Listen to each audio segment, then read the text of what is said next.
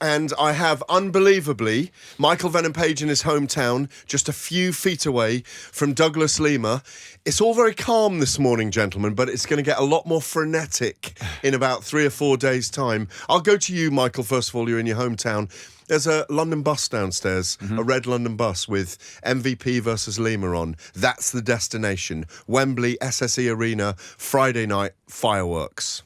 Definitely. It's great to see, man. It's a good feeling to kind of see the promotion and see the mixed martial arts promotion actually get the promotion it deserves around London, around the city that they're going to be performing in.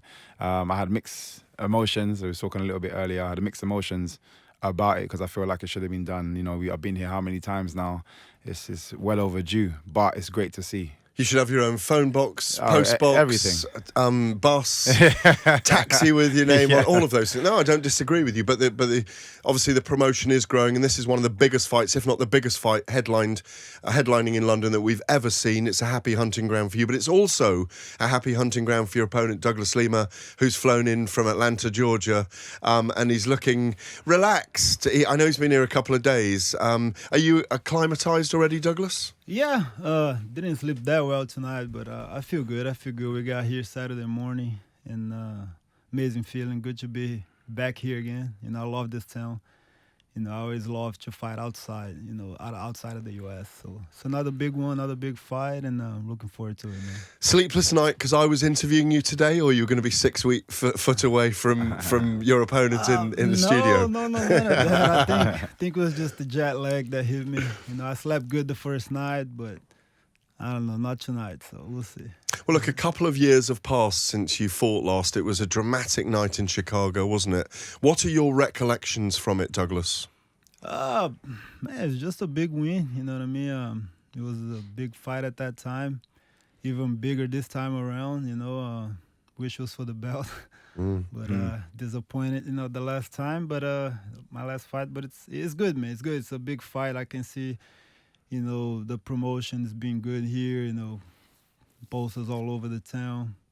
You know, like Paige was saying, I don't know if they just started doing it, but, you know, I haven't been here, so I don't know how the promotion is going. But so far, everything is good, and it's going to be an amazing night. Well, it's almost 2 years since Bellator were in London, so there's a great anticipation. I believe it's virtually sold out already. What are your recollections of the couple of years ago where you fought Douglas, Michael? I know you put him under pressure early on in that fight. Douglas has said he's never fought anyone so fast. He absolutely had to be on his game that night. And, you know, he's claimed he's been living rent-free in your head since then. Is that the case? No, not at all. You know, it is. I'm one of those people. It's been in my personality from a long time ago. I hold grudges. And when I mean I hold grudges, it's in like I said, I usually do it in a respectful way because a lot of times we're fighting people when I was in the kickboxing world I'm going to see or I travel with or so on and so forth. But if they beat me one competition, I need to get them back. It's just one of those things that's just, it's for me, I've always done it. And this includes in the gym. Somebody catches me with a move, it could be submission or a takedown. I'm like, I got to get you back. That's just my personality. So I felt it was a good fight. It was a fight that I felt like it was going well for me. And then I woke up looking at my coach. So I know it didn't go too well. So, but I feel like, and this is the only reason, if I felt like Douglas Lima was out of my league, then I wouldn't be calling for the fight. I'll just, you know, take my time, build myself up. But I feel like I'm just as good and better. So I just need to prove that in the cage. And this is why I've been eager to get that fight back, because that's in my personality to try and get it back. So that's it. It's interesting. Douglas mentioned there that obviously the belt's not on the line. Does that not matter because it really is a championship fight between you? It's almost a championship of each other now, isn't it? No, to be fair, I feel like, you know, how things happen for a reason. What happened and what transpired 2 years ago has led to this occasion being that much bigger this time round. So yeah, I think it's for me anyway. I've said it for years. I don't care about the glittery stuff. I'm in here to put on a show and I enjoy what I do and I get to do it for a living, which I'm thankful for. But this for me is a massive fight. I don't need the belt. It would be good to have the belt as a bonus, but I don't need the belt here it's not going to add any extra for me personally. I know what I want to go in there and do. Douglas, obviously, as you say, you don't have the belt now, but when you're fighting someone a second time, does a whole different fight camp take place because you've already spent that time with someone actively fighting them? Because sparring training is completely different to being in that moment where you're actually in a live fight with someone. I mean, camp might change, something here and there, but it's pretty much the same. I feel like when I fought somebody before, I kind of know, you get to know them a lot better when you fight them, you know what I mean? So there's different things to expect, different things we worked on, but training camp is always the same. It's hard, and we focus, on the opponent that we're fighting. Of course, the style is different. Can't find sparring partners like him. So, but I know what to expect. Like I said, we fought before, so I'm more familiar now with his game, and that's it. Do you think it might be a different fight, Michael? You were going to say something? No. Do you think it'll be a different fight this time around? Different style of fight? Honestly, I think the style is gonna be the same. Just whoever's gonna catch each other first, that's the thing. We're gonna find out Friday. Do you have a feeling about that, Michael?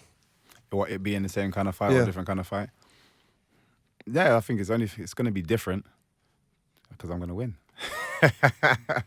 That's it, really. But exactly what you're saying. I think it's exactly the same as the first one. We're both amazing in a specific area, which is the same area. So it's a case of who figures that the timing and lands that shot first. It's the same game for us too. The world's changed since you fought last in a dramatic way. The internet's changed, MMA's changed, Bellator has grown enormously. I think you're 5-0 since that loss. Mm-hmm. Douglas has lost twice. He's lost the belt, and he obviously fought Gegard for the Mousasi for the middleweight crown. Mm-hmm. Do you believe that gives you an advantage, that he hasn't been on a winning streak since you fought? This is a thing that I feel like fans care about, and the media care about way more than fighters. You know how many times I lose in the cage every single day to then get up and win. Like I said, I hold grudges. My training partner will beat me in this area and beat me again and beat me again and beat me again. If it was a case of those losses being that important, I wouldn't be here today. And the same for him. He's had losses before, come back and won the title. He's had losses before, come back and beat that person again. It's not going to matter. So I have to be, I expect the best Douglas Lima. I expect the champion Douglas Lima on that day. And I have to rise and be a better person, a better MVP, the best MVP. Otherwise, I'm not winning that fight. I can't be like, oh yeah, he's lost 2 fights, so he's on his way down. That's why a lot of people, they talk is nonsense. You know what I mean? How many times in other sports, football, basketball, teams win and then they lose and they come back and they win.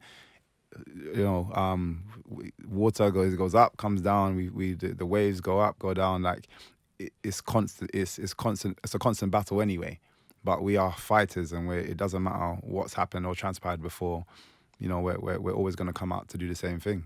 I want to ask, because I haven't looked into this yet. Is it a 3 or 5 round fight? 3. Does that make a difference then to both of you, Douglas? Those 2 rounds does make a difference, But don't you prepare differently when it's a 3-round fight as opposed to a 5-round fight? I prepare like I'm fighting 5 rounds. Right. You know what I mean? Of course, I'm definitely thinking of a faster pace. Definitely faster pace on this one because it's only 3 rounds. Been fighting 5 rounds for the past 5 years. I don't remember the last time I fought 3 rounds. I think it was actually here against Daly. So Do you think they should make it a 5-round fight as a headliner, though, Michael? Well, you see it in other organisations, and I don't see why not. We're all capable of doing exactly that. So I guess they haven't kind of made the decision how to dictate what goes to 5 and what goes to 3. So they kind of just keep it as championship fights as 5. But yeah, you do. I feel like you have to prepare differently because the pace is different. I remember going from 5, going back down to 3, and just not struggling, but I'm talking in the gym, struggling in terms of managing my energy differently. So it's definitely something you have to take into consideration in your camp. But yeah, it would be interesting if they actually, big fights like this, it's a massive fight. they actually took that into consideration. But you're both huge human beings. I mean, you're 6'3", Michael. Douglas, you're 6'2", very broad. You're very long, Michael. How do you guys, Douglas, you first, as you go into your 30s, how do you keep making 170 pounds, 12 stone 2? How do you do it? It's a battle, it's a battle, but we got to do it, We signed the contract, man. We got to do it, It's always been hard for me to make 170, but I make it. But the thing with me, I always recover good. My recovery is really good. Doesn't matter how much I struggle, in order to make the cut, my recovery is always good. So for that, it's all right. But that's why I moved up. I wanted to try it out, but. Yeah, but you went up against one of the legends of the sport, one of the very best, who's got wins over people like Mark Hunt at heavyweight. Yeah, I still want to go back there to middleweight. Because, I'm getting older, man. This cut is harder. But we'll see. I got some work to do here, 170, of course. And, Part of that work is you on Friday night, of course, Michael. And do you think you might move to middleweight at some point? At present, I'm not struggling as much. I've had to doctor lifestyle. I'm a bit of a foodie, love food. I know we went down to Borough Market last time we were here and we looked at all the food stalls and we were looking at the seafood foodie, stall, weren't we? Yeah. Where I am in London or wherever I go to